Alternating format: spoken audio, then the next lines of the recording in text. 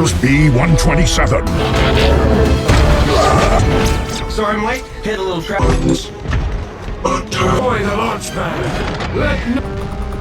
Cybertron. Hey guys, today we're diving headfirst into the heartwarming, metal-crunching origins of everyone's favorite yellow scout in Transformers Bumblebee.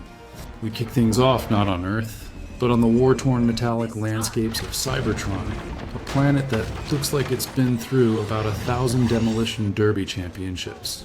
The Autobots, led by the perpetually wise Optimus Prime, who, let's be honest, probably has a permanent dent from all the stress, are getting absolutely pummeled by the Decepticons. It's a full-blown galactic rumble, complete with laser fire and the satisfying clang of metal on metal. Optimus, ever the strategist, knows when to fold him, or at least when to send one of his best scouts away. He orders B-127, our titular hero, to escape to Earth, establish a base, and protect the planet. No pressure, right? Just save the entire future of the Autobots on a primitive planet. If you like this sneak peek, hit the like button and subscribe. It's the best way to support the channel and let me know you want more. The chains can hold up.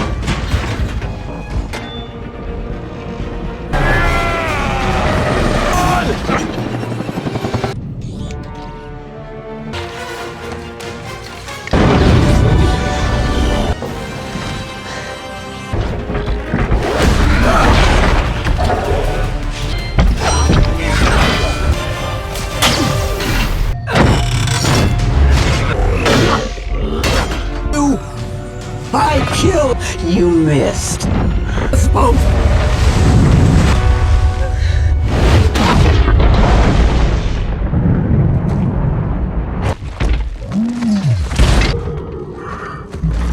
Canopy, you're gonna be okay. Thank you.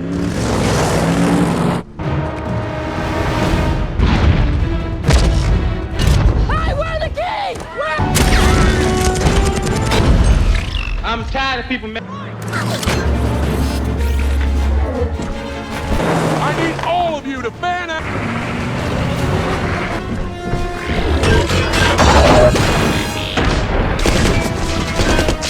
Hit it, sir.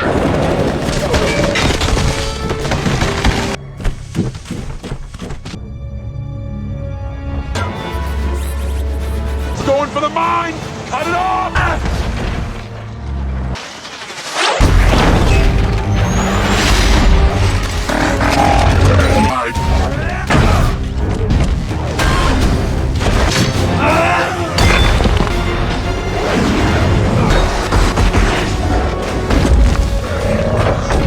Tell me where your friends are. Let's make it official.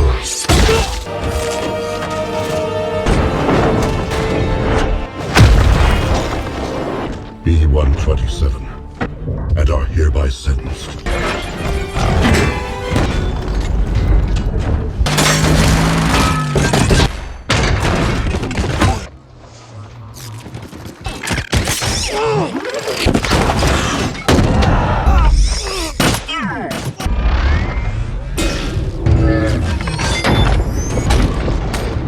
Whoa! Weapon down, trust me! Easy, B. Shoot him! You're dead. Don't do it, B! You guys are calling the shots. All he wanted.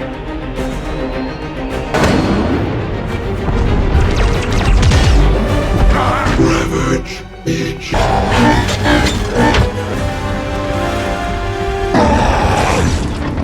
Come for the staff. Get out of here!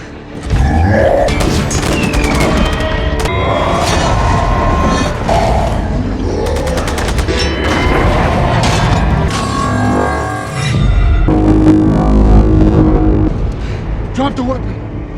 You drop it, or I will. No! Only I can be. You don't know what you're doing.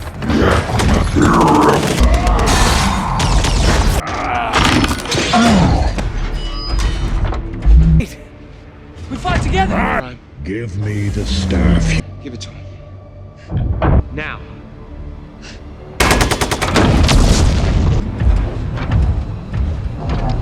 It's all wrong, B.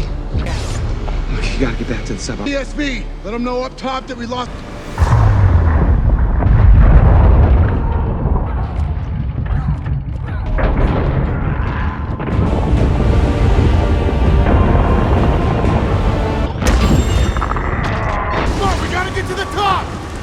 second! Come on!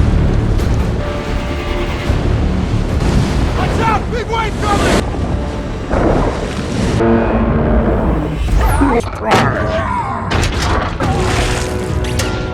Surface alien ship. Run!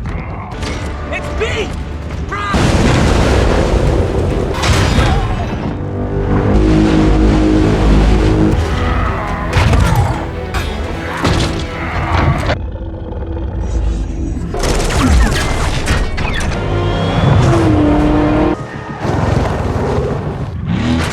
Decepticons.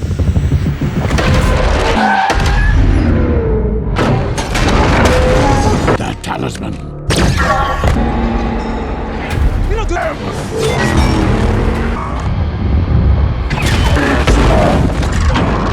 I got the land. Get any better than that? Drift. You lose that car, I will personally. Over right this second. This is bad. Mom, help her run. Hang on!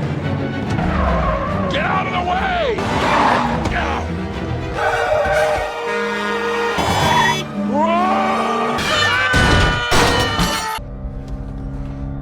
The talisman. You don't do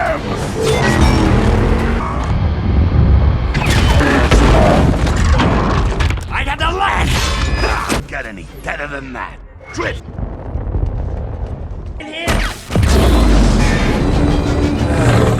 It's like back in Chicago, like a mother.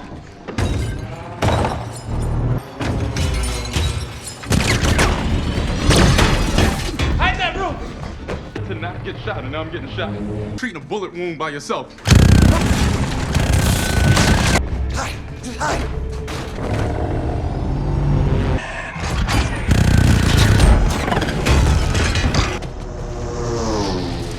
Are you crazy? Oh! Shit! Job wasn't what I thought, but I appreciate everything. Oh, There's no hole, there's no blood, no nothing. go through me! Come on, that building. There's always one in charge. Come on, hurry, they're coming. What are you? Leprechauns are attacking. Hello. Hey!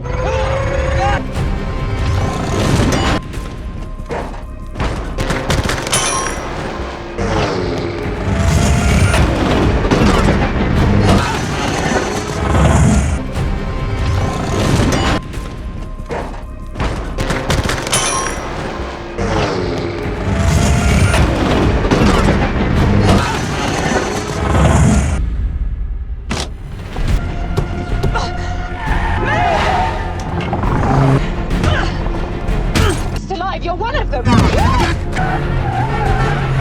Soundwave, shockwave, please. I'm being kidnapped. Mademoiselle! Lamborghini. Help! Tails.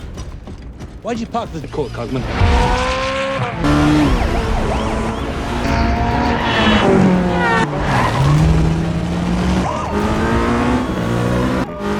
I'll never snuggle with Agnes. Bitch, get out of my way. Museum, I knew it! More intense? Road rage. Actualize the raid. Hubman, blast them. With the what? Oh, this is a one-way street.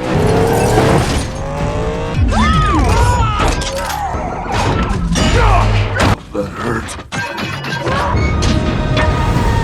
Whoa. Okay. Transformer. Obviously, it's water. Hear it? Do you know how to? Don't freak me out. What happens? Positive surface contact. Track. Contact the Zulu module. Have all our subs. On alien contact bearing 150.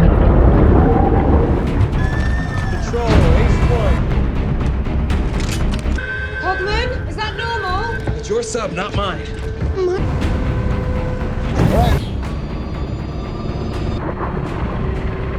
Thing closing. An alarm on a sub is not a good. 2-1.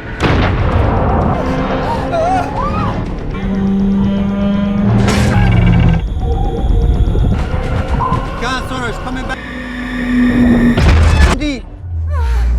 We're clear the place. Hey, You are the first key to unlocking this ship. 800 meters. Alien ship. Topside.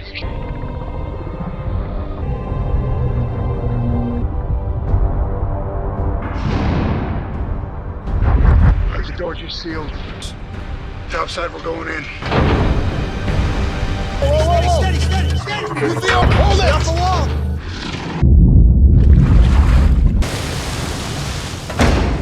What now? You're... Let's go. I'm not... Now you're both.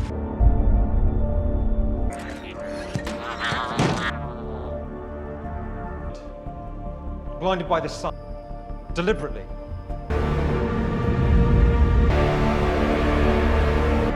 Dozens of strikes currently modeled. Earth will follow 2 hours later. There's too much! There's too much! As we know it will change in...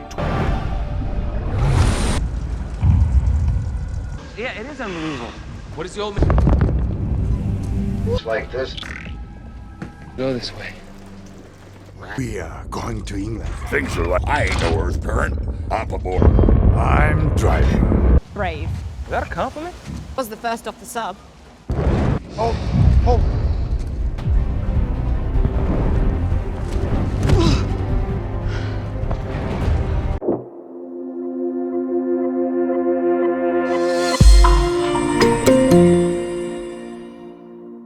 So B-127, clearly taking urgent evacuation seriously, makes a rather fiery entrance to Earth.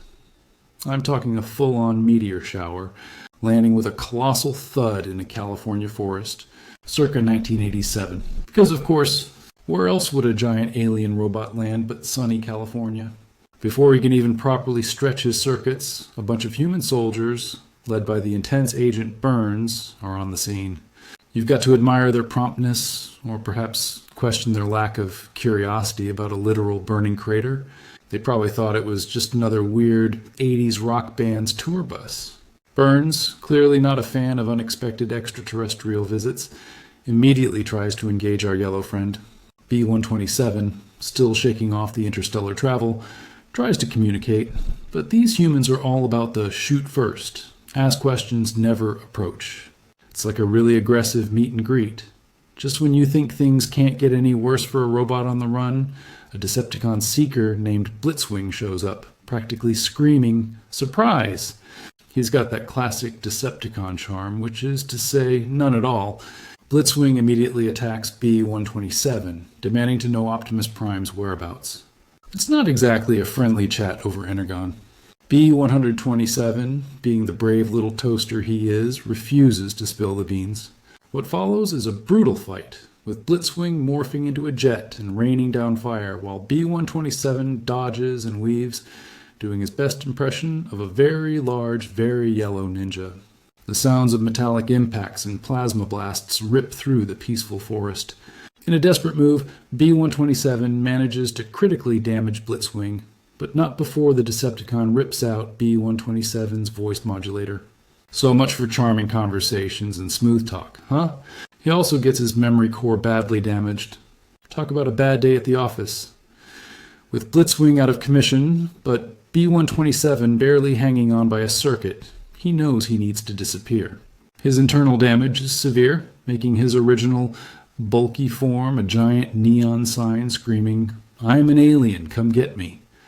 So, in a moment of pure survival instinct, he scans a nearby, rather unassuming yellow Volkswagen Beetle. And poof, he transforms into the most adorable, least threatening car you can imagine. It's quite the glow-up, if you ask me, from War Machine to cute little bug. He then limps his way to a junkyard, which, honestly, is the perfect hiding spot for a damaged alien robot. Who looks twice at a beat-up beetle in a junkyard? It's practically invisible. He goes into a low-power hibernation mode, hoping to heal and avoid further detection. Probably dreaming of better days and less intense alien encounters. Now, let's meet our human protagonist, Charlie Watson. A teenager in 1987, she's a bit of an outcast. Feeling perpetually misunderstood by her family, especially her mom and stepdad. Her true passion lies under the hood of an engine, tinkering with cars, a hobby she shared with her late father. There's a poignant emptiness in her life, a void left by her dad's passing, and she's trying to fill it by fixing up an old Corvette. But, as anyone who's ever tried to resurrect a dead car knows, it's a frustrating, often money pit endeavor. She works at a beachside amusement park wearing a silly hot dog costume, which perfectly encapsulates her current level of glamour. Her life is just blah.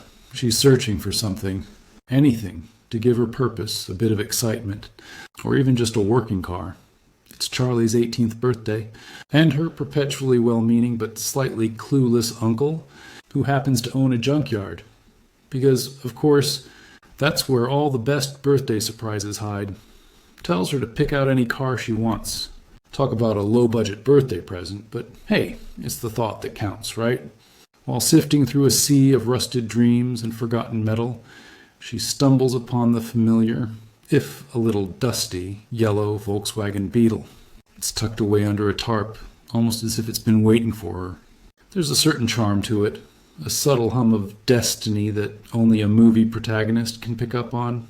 She takes it home, probably thinking she's just snagged herself a quirky project car, totally unaware that she's just adopted an intergalactic refugee with a severe case of amnesia. Charlie brings her new fixer-upper home, determined to get it running. She tries to jump-start it, probably hoping for a simple spark, maybe a cough of the engine. What she gets instead is a full-blown alien awakening. The car starts to violently transform, panels shifting, metal grinding, revealing the giant, battle-scarred robot underneath. Charlie, understandably, freaks out. I mean, who wouldn't? You buy a used car, you expect a few dents, maybe a dodgy transmission, not a sentient extraterrestrial being. She almost brains him with a wrench, which, for a robot who's been through a civil war, is probably just a mild inconvenience. After the initial shock, she realizes he's scared and wounded. It's a classic boy meets dog, but the dog is a giant alien robot moment, establishing their unique bond right from the get-go. As Charlie observes her new, massive pet, she notices his fear, his gentle nature, despite his intimidating size. He's not trying to conquer the planet, he's just a big scared metal puppy. She attempts to communicate, and with his voice modulator destroyed, he uses the radio to play snippets of songs, a truly ingenious method of expression. It's like a really advanced, very expensive game of charades. She affectionately names him Bumblebee because, well, he's yellow and makes a sort of buzzing sound. Pretty straightforward, right? They start to bond, with Charlie teaching him about Earth, about her life, and Bumblebee, in turn, offers her a silent, unwavering companionship she desperately needs. It's a beautiful, understated beginning to an unlikely friendship, proving that even a powerful alien war machine can be just a big softy inside, living with a giant, amnesiac alien robot who thinks a small house is a playground for exploring new physics experiments, leads to some rather awkward teenage moments and a lot of property damage. Bumblebee, in his attempts to be helpful or just plain curious, wreaks havoc. He accidentally smashes a TV trying to figure out how it works, nearly demolishes the living room attempting to play hide and seek, and generally acts like a very clumsy, very powerful toddler. Charlie, meanwhile, is trying to keep him a secret from her family, which, considering his size, is like trying to hide an elephant in a bathtub. She's simultaneously exasperated and endeared by his antics. It's a delightful montage of him learning the ropes, often with hilariously destructive results, showcasing his innocent, childlike curiosity about this strange new world and its even stranger inhabitants. Charlie's social life isn't exactly thriving, but she does have a neighbor, Memo, who clearly has a crush on her, even if she's a bit oblivious. Memo, being a good neighbor, or perhaps just nosy, eventually stumbles upon Bumblebee in Charlie's garage. Instead of screaming and running for the hills, which would be the normal human reaction, Memo is just amazed. He's genuinely excited, treating Bumblebee like the coolest secret club initiation ever. It's a refreshing take, showing that not everyone freaks out at the sight of a sentient alien. He quickly becomes Charlie's co-conspirator, helping her keep Bumblebee a secret and even attempting to communicate with him. Their shared secret deepens their friendship, turning them into a surprisingly effective team against the backdrop of teenage awkwardness and looming intergalactic threats. Meanwhile, Agent Burns and his crack team at Sector 7 are meticulously poring over every scrap of data from B-127's crash site. They're trying to make sense of the giant robot they encountered, viewing him as a potential threat to national security. They don't know he's a refugee, they just see a weaponized alien being. This highlights a classic human flaw. Fear of the unknown often leads to hostility. The scientists, however, are fascinated, geeking out over the advanced technology, even if they don't fully grasp its implications. They're like kids in a candy store, but the candy store is an alien war machine. Burns is on high alert, his military instincts kicking in, determined to neutralize any potential alien invasion before it can truly begin. He's a soldier, and to him, B-127 is an enemy combatant, not a yellow bug trying to find his way. Just as Charlie and Bumblebee are starting to settle into their quirky routine, two more Decepticons make their grand entrance, Shatter and Dropkick. These two are the definition of bad news bears in robot form. They're sleek, menacing, and far more cunning than poor Blitzwing. They've tracked B-127's distress signal across the cosmos, acting as a two-bot hunting party. Their transformation sequences are far more intimidating, turning from sleek, modern vehicles into formidable warriors. This immediately ratchets up the stakes. They're not just here for a joyride. They're here to extract information by any means necessary, and they have no qualms about collateral damage. The world building here expands, showing the hierarchy and specialized roles within the Decepticon ranks. A truly efficient, terrifying military machine. Shatter and Dropkick aren't just muscle. They're also master manipulators. They quickly adopt Earth vehicle forms, a sleek Plymouth satellite and a Javelin AMC, and head straight for Sector 7. Instead of going in guns blazing, they opt for a much more insidious approach, deception. They pretend to be peacekeepers from an advanced civilization, claiming they're here to help humanity capture a dangerous criminal, B-127. Agent Burns, ever the cautious military man, is initially skeptical, but the Decepticons' advanced technology and convincing lies eventually win him over. It's a classic spy movie trope, but with giant robots, showcasing the Decepticons' strategic intelligence and their willingness to exploit human paranoia. They play on humanity's fear of the unknown, turning humans into unwitting pawns in their intergalactic war, a truly chilling display of their cunning. Now, with Sector 7's resources at their disposal, Shatter and Dropkick quickly set up shop. They use Earth's satellite network to track B-127, honing in on his location. They also reveal a chilling detail. They have captured and interrogated other Autobot prisoners.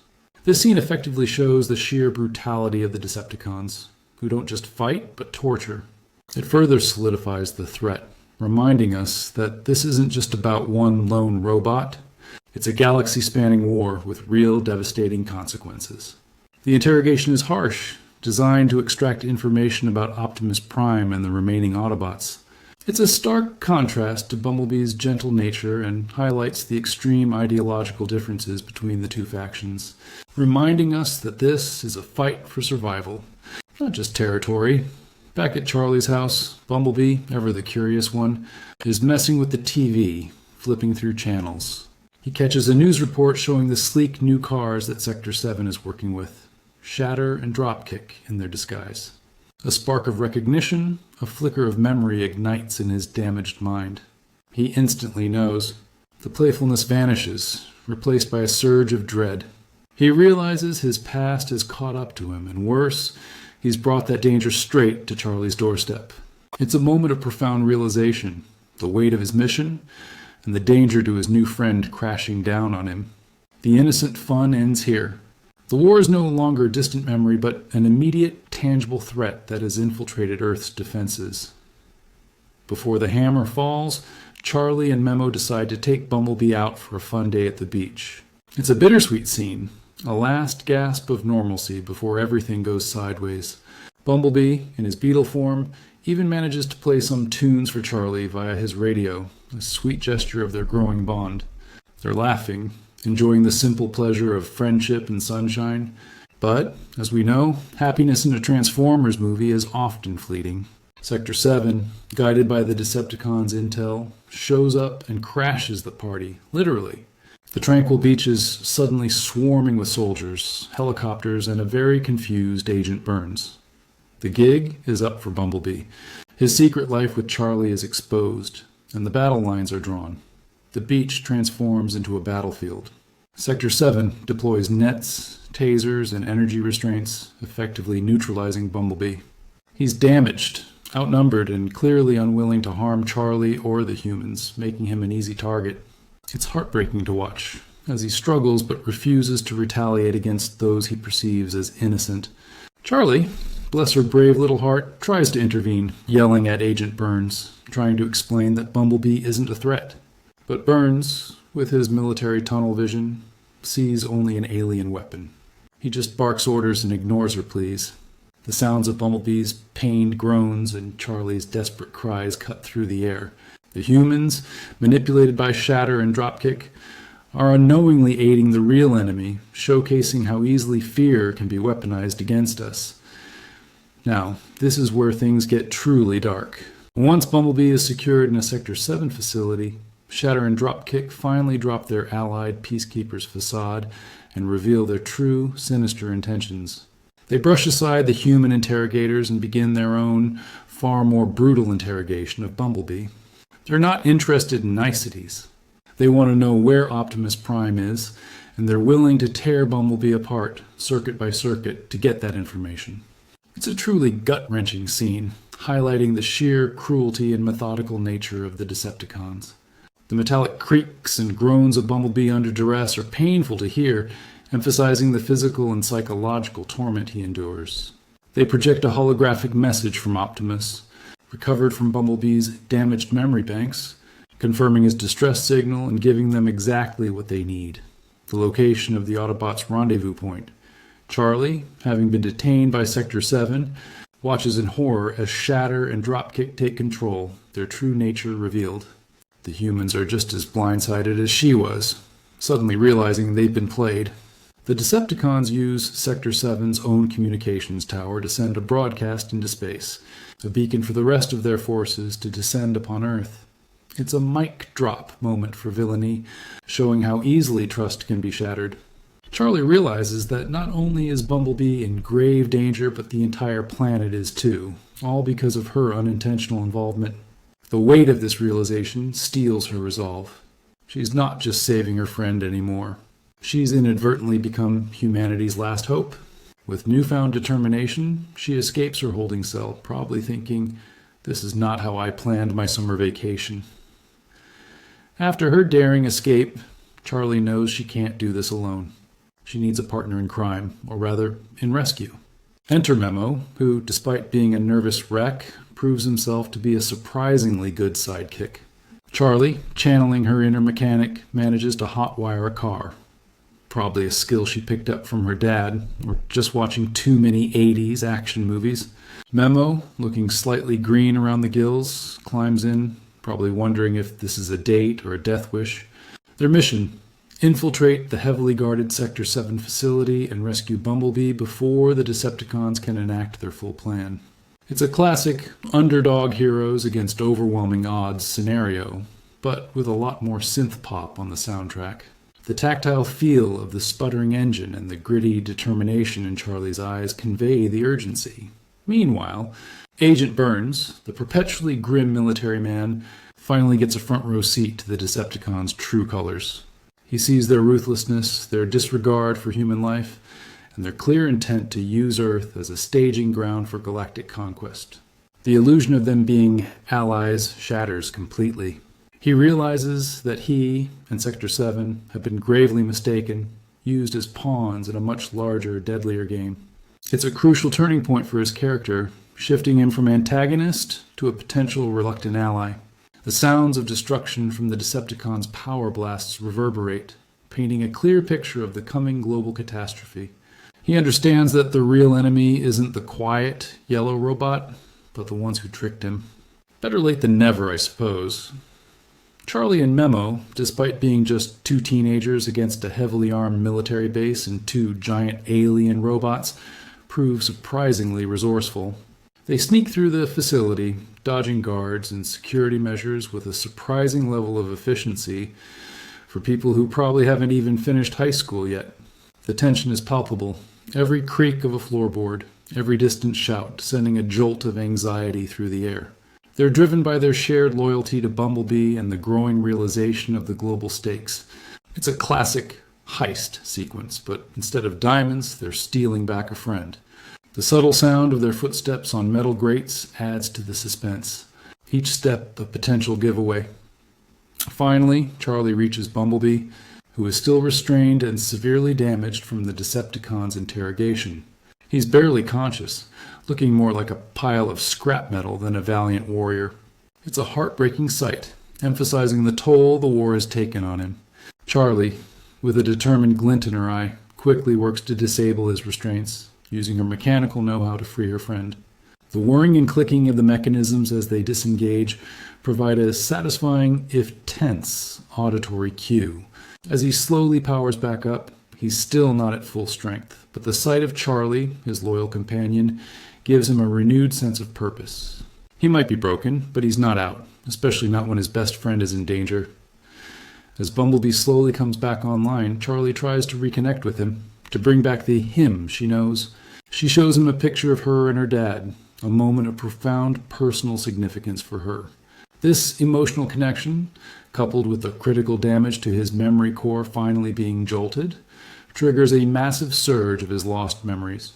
Suddenly, fragmented images of Cybertron, of Optimus Prime, of his mission, flash through his mind. He even recalls his original designation, B-127. It's a powerful moment of realization, a puzzle piece snapping into place, reminding him of who he is and the weight of his original mission. The hum of his processors working overtime and the sudden clarity in his optics show the profound impact of this memory recall. With his memories partially restored and a renewed sense of urgency, Bumblebee sheds his meek beetle disguise. In a brilliant move, he scans a nearby sleek yellow muscle car, instantly upgrading his form. It's like going from a cozy armchair to a rocket-powered recliner.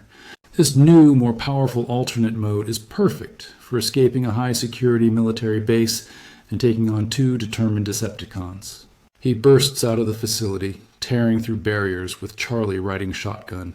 The roar of his engine, the screech of tires, and the frantic shouts of guards combine into a symphony of controlled chaos. The chase is on, and it's a full-throttle sprint for survival, with the fate of Earth potentially hanging in the balance. Memo, wisely, stays behind, probably to call for backup or just to catch his breath. The freeway becomes their next battleground. Shatter and Dropkick, furious that their prize has escaped, pursue Bumblebee with relentless determination. What follows is an exhilarating destructive chase sequence. Cars are tossed aside like toys, asphalt tears apart, and the sounds of metal rending and energy blasts echo across the highway. Bumblebee, despite his recent wounds, fights with renewed ferocity, protecting Charlie at all costs. He uses his environment, swerving through traffic, turning obstacles into weapons. It's an action-packed spectacle, showcasing Bumblebee's combat prowess and his unwavering loyalty. The danger feels incredibly real, with every near miss and impact sending shivers down your spine. Charlie, though terrified, is a surprisingly calm co-pilot, clearly trusting her metallic guardian with her life. In the midst of the chaotic freeway battle, Bumblebee finds an ingenious, if slightly gruesome, way to deal with Dropkick. He spots a massive metal chain, probably from some industrial transport, and with a burst of strength, he wraps it around Dropkick, yanking it taut against a bridge. The force of the impact is tremendous. The metallic shriek of Dropkick as he's pulled apart is truly chilling. It's a brutal, decisive moment, demonstrating Bumblebee's tactical thinking and his surprising strength. Dropkick is finally vanquished, reducing the odds slightly in our hero's favor, but leaving Shatter as the sole remaining threat. The crack and tear of the metal as Dropkick is cleaved in two is a visceral sound, punctuating the gravity of the fight. Seeing her partner obliterated fuels Shatter's rage to an almost terrifying degree. She transforms into her jet mode, a sleek, deadly fighter, and comes screaming down at Bumblebee, hell-bent on vengeance. Her attacks are even more relentless, more precise, reflecting her fury and cunning. Bumblebee, still battle-worn and not fully recovered, is put to the ultimate test. It's a more personal fight now, not just a strategic engagement, but a brutal emotional struggle for survival against a highly motivated, powerful opponent. The sky fills with the roar of her engines and the searing glow of her plasma blasts, creating an apocalyptic atmosphere around our two heroes as they desperately try to reach the communications tower.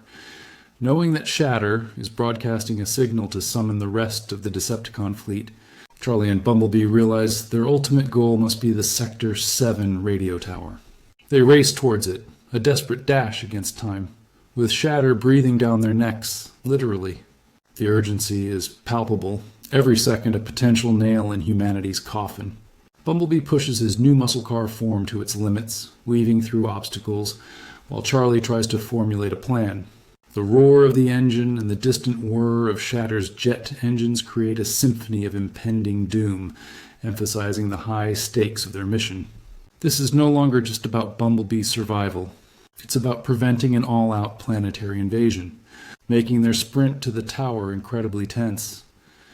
The climactic battle takes place at a busy port, with massive shipping containers and cranes providing both cover and dangerous obstacles. It's a classic final boss arena.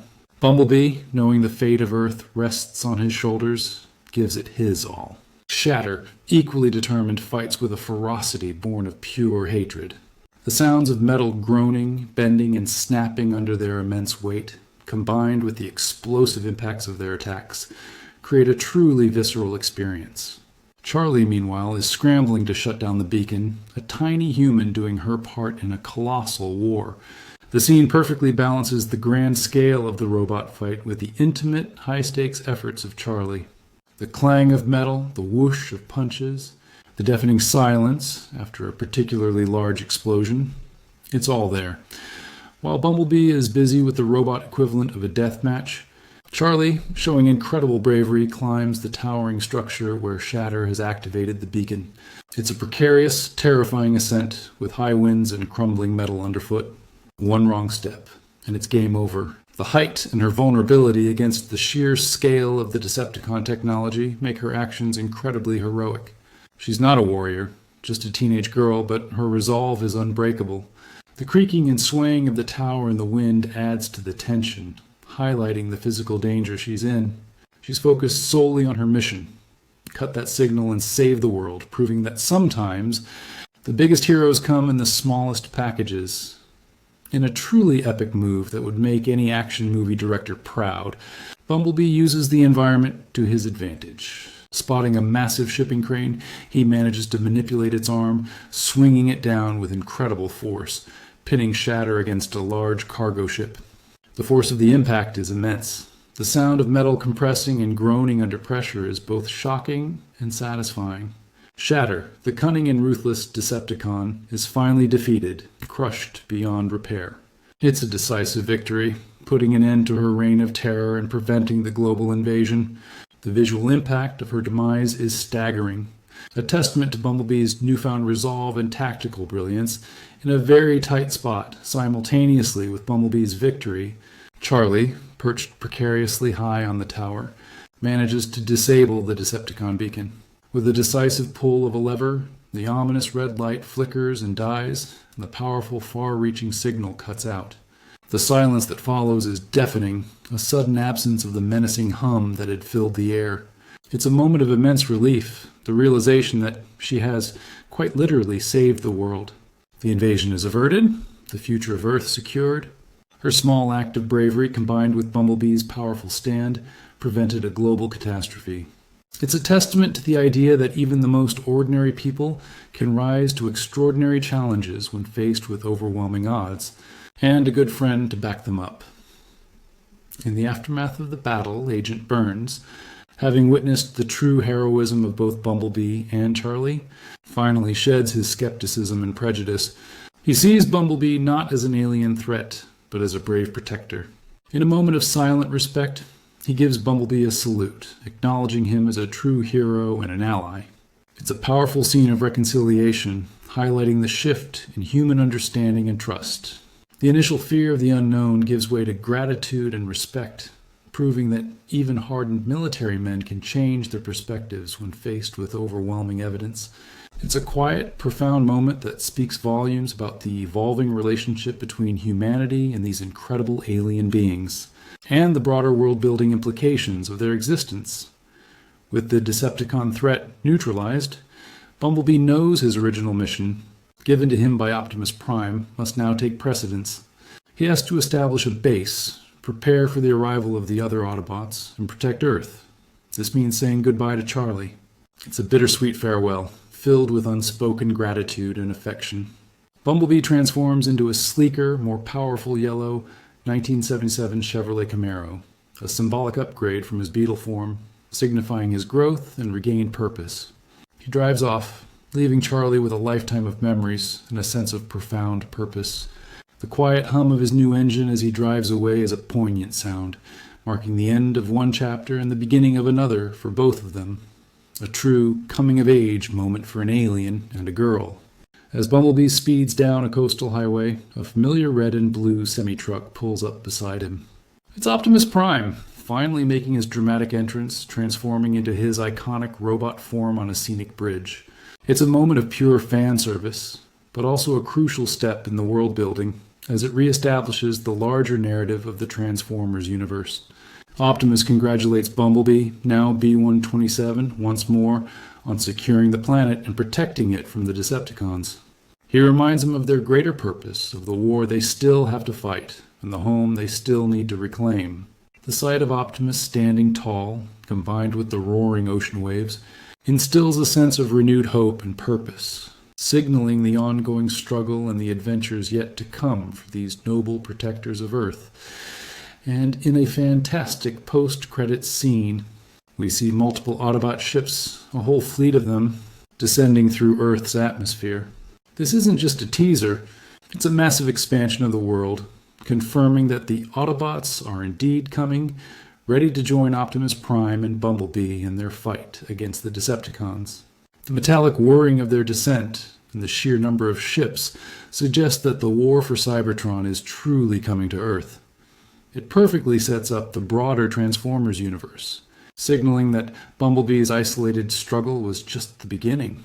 The world has grown, the stakes are higher, and our heroes are no longer alone. It leaves you with a thrill of anticipation for the larger battles and stories that are clearly on the horizon. Ultimately, Bumblebee isn't just another robot movie. It's a touching story about finding connection, purpose, and the strength within yourself, even when you're feeling lost. Charlie's journey mirrored Bumblebee's. Both were searching for something, a home, a friend, a reason to keep fighting. Their bond taught us that heroism isn't always about grand battles. Sometimes it's about the quiet moments of understanding and loyalty. It reminds us that empathy can bridge even the widest divides between species, between planets. And in a world that often feels chaotic, finding that one person or robot who truly gets you is perhaps the greatest adventure of all. It's about more than just saving the world. It's about finding your place in it